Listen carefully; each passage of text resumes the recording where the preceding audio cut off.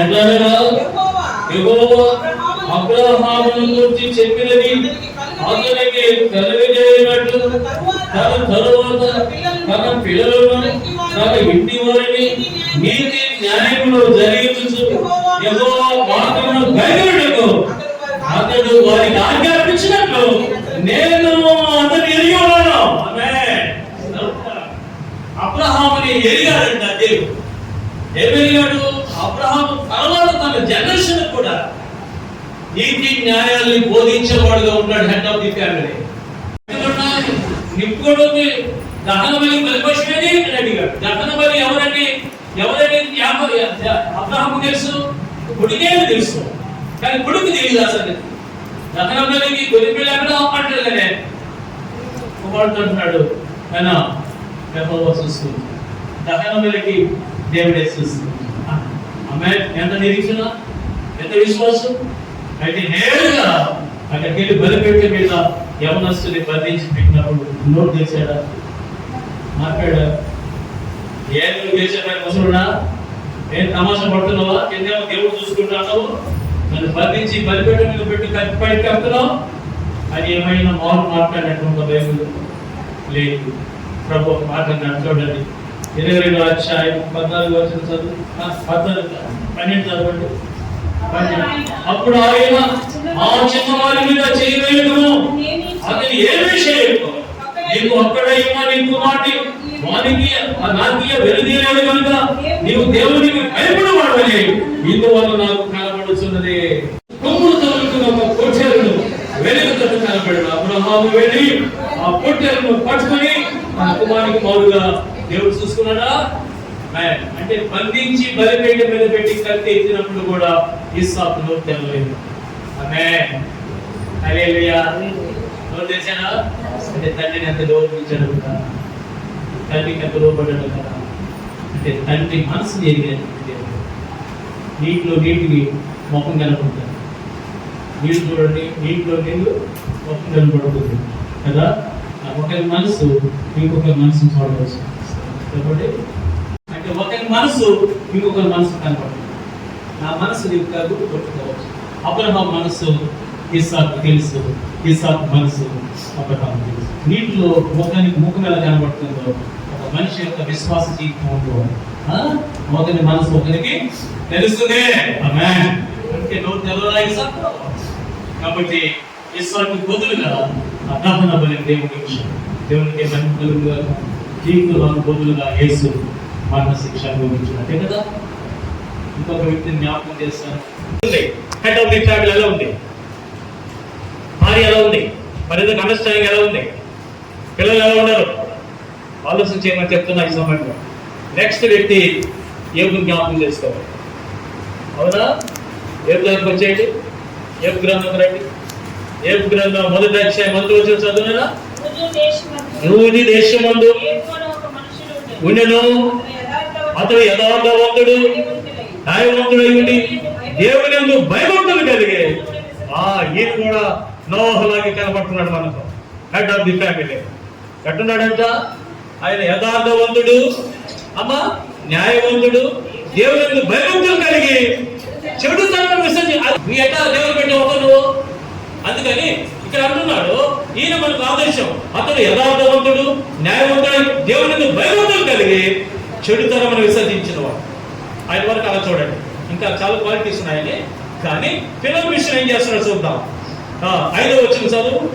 వారి విధి దినములు పూర్తి కాగా యోబు తన కుమారులు పాపము చేసి తమ హృదయంలో దేవుని దూషించలేమో అని వారిని పిలువలంపించి వారిని పవిత్రపరిచి అరుణోదయం లేచి వారిని ఒక్కొక్కరి నిమిత్తమై దహన బలి అర్పించు వచ్చను.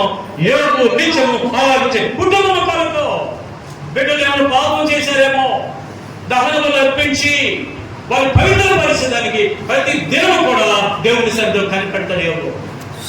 స్తోత్రం. హల్లెలూయా. హెడ్ ఆఫ్ ది ఫ్యామిలీ అలా ఉండాలి. బలి వ్యక్తి అందరూ అందుకు చెప్తున్నా నేను, నువ్వు బాగుంటే నీ కుటుంబం బాగుంటుంది. నువ్వు అడ్డదారిలో పోతే నీ కుటుంబం కూడా దెబ్బతింటుంది. అప్పుడు తాతయ్య పట్టుకొని కూర్చోవాలి. జాగ్రత్త. ఒకటి ఫిజికల్ ఫాదర్, భౌతిక సంబంధం ఏంటంటే. Second one spiritual father, and third one, God's father, and fourth one, heavenly father, పరలోకమంతా. అందుకని మత్తయి సువార్త చెప్పేటప్పుడు ఆయన ప్రభువు నేర్పిన ప్రార్థన చెప్పాడు, ఒక మాట చెప్పాడు. 6:9 చూడండి. ఈలాగు ప్రార్థన చేయండి, పరలోకమందున మాట్లాడి, ఈ నామం పరిశుద్ధపరచబడును గాక, ఈ రాజ్యం వచ్చును గాక, పరలోకమందు నెరవేర్చుతాడు. పరలోకమందున తండ్రి అంటాడు. నా పరలోకంలో ఎవరున్నారు? తండ్రి ఉన్నాడు కదా. అందుకని తండ్రి కొడుకుల గురించి ఏం చెప్తున్నాడు చూద్దాం. మత్తయి సువార్త 4వ అధ్యాయం, మత్తయి సువార్త 4వ అధ్యాయం 17 వచ్చిందో 17 కాదు 17, 3వ అధ్యాయం 16 వచ్చింది. యేసు బాప్టిజం పొందిన వెంటనే నీళ్ళలో నుండి ఒడ్డులకు వచ్చెను. ఇదిగో ఆకాశము తెరవబడెను, దేవుని ఆత్మ పౌలు వలె దిగి అతని మీదకి వచ్చెను. మరియు ఇదిగో ఈయన నా ప్రియ కుమారుడు, ఈయన నేను ఆనందిస్తున్నాను. ఎక్కడో తండ్రి? పరలోకం ఉన్న తండ్రి అందరికి తండ్రి. యేసుక్రీస్తు తండ్రిని మహింపరచాడా? మనమందరం కూడా పరలోకమున్న తండ్రిని మహింపరిచినట్లు ప్రభు. అందుకని మీ పరలోకము తండ్రి పరిపూర్ణుడు కనుక మీరు కూడా పాటేసి దేవుని దీవించిన కనుక ఈ యొక్క పండుగ ఆదివారం చూస్తున్నాం. మీ అందరిని అభినందిస్తూ the head of the family చాలా చక్కగా దీవెనకరంగా ప్రభు యొక్క వాక్యానుకూలంగా మీరు వెళ్ళగలిగితే దేవుడి గొప్ప దీవెని మీరు పొందగలరని ఆశిస్తూ ముగిస్తున్నాను ఈ మాటలో. God bless you. దేవుడు మేము దీవించి ఆశీర్వదించారు. ఫాదర్స్ డే సందర్భంగా అందరికీ హ్యాపీ ఫాదర్స్ డే. నేటి దినాలలో తల్లిదండ్రుల పాత్ర ఎంతగానో ఉంది. తల్లిదండ్రులు ఇద్దరూ సమానమే. ఈరోజు ఫాదర్స్ డే సందర్భంగా తండ్రి ప్రేమ ఎలా ఉంటుంది? తండ్రి ప్రేమ గురించి చెప్పాలంటే అది చాలా మాటలు అందం. ఎందుకంటే తండ్రి వెనుకుంటాడు, అన్ని కార్యాలు చేస్తాడు.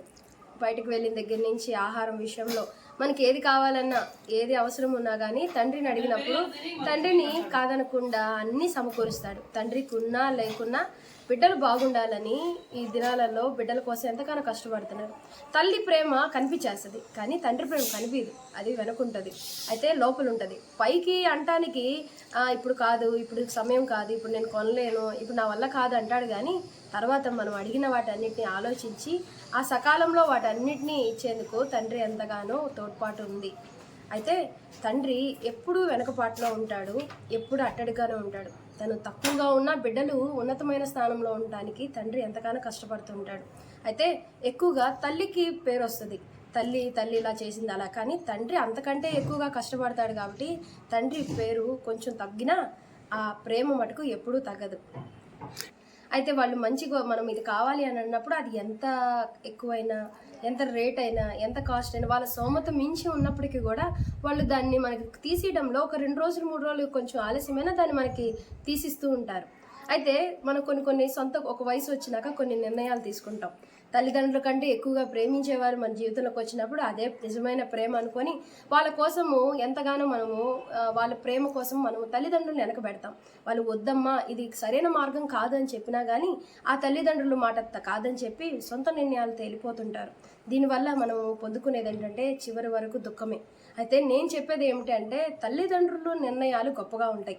ఎందుకంటే తల్లిదండ్రులు ఇవన్నీ అనుభవించి ఆ స్థానానికి వచ్చున్నారు కాబట్టి వాళ్ళకి అన్ని లోకంలో జరిగే ఆటుపోట్లన్నీ వాళ్ళకి తెలుసు.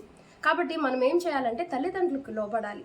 నేను ఈనాడు ఈ ఫాదర్స్ డే సందర్భంగా నేను చెప్పేది ఏంటంటే యువతకి తల్లిదండ్రులకు లోబడి తల్లిదండ్రులు ఇష్టానుసారమైన జీవితం మనం ఈ లోకంలో జీవిస్తే చివరి వరకు అది పూలబాటగా ఉంటుంది. కనుక నా విన్నపాన్ని మీరు ఆలకిస్తారని నేను చెప్పే మాటల్ని మిమ్మల్ని మీ తండ్రి ప్రేమించిన విధానం. నా తండ్రి గురించి నేను చెప్పాలంటే ఒక మాటతో అందదు. అందరూ ఒక పెళ్లి వయసులో వరకు కూతురిని ప్రేమిస్తారు, తర్వాత కొంచెం ఎడబాటు వస్తుంది ఎప్పుడైనా కలిసినప్పుడు. ఇప్పటికీ నా తండ్రి నన్ను పోషిస్తాడు, ఇప్పటికీ నా తండ్రి ఆ ప్రేమ. ఎవరికి లేని అదృష్టం ఏంటి అంటే ఇప్పటికీ నేను నా తండ్రితోనే కలిసి ఉంటాను. అది నాకు దేవుడిచ్చిన వరంగా నేను భావిస్తాను. నా తండ్రి నుంచి నేను నేర్చుకున్న విషయాలు ఏంటి అంటే ఆయన ఒక రోల్ మోడల్గా నా జీవితంలో ఉన్నాడు. నాకు ఏది తెలియనప్పుడు తను ఒక గైడ్ లాగా నాకు ఇస్తాడు. ఇలా చేసుకుందాం, అలా చేసుకుంటే బాగుంటుందని చాలా గైడెన్స్ ఇస్తాడు. ఇప్పటికీ నా తండ్రి నిర్ణయాల మీదే నేను ఆధారపడతా. ఏదైనా సమస్య వచ్చినప్పుడు ఇది ఎలా చేయాలి నాన్న అని అడిగినప్పుడు మంచి ఆలోచన చెప్తాడు. అయితే మొదటిగా దేవుడి దగ్గర నీ సమస్య చెప్పుకోమంటాడు. అప్పుడు ఆ దేవుడి దగ్గర సమస్య చెప్పుకొని అప్పుడు ఆలోచించుకోమని చెప్తాడు. అలాగా దేవుళ్ళలోనూ నన్ను పెంచుతున్నాడు, ఇటు లోకానుసారంగా నాకు ఆ ప్రేమను పెంచుతున్నాడు.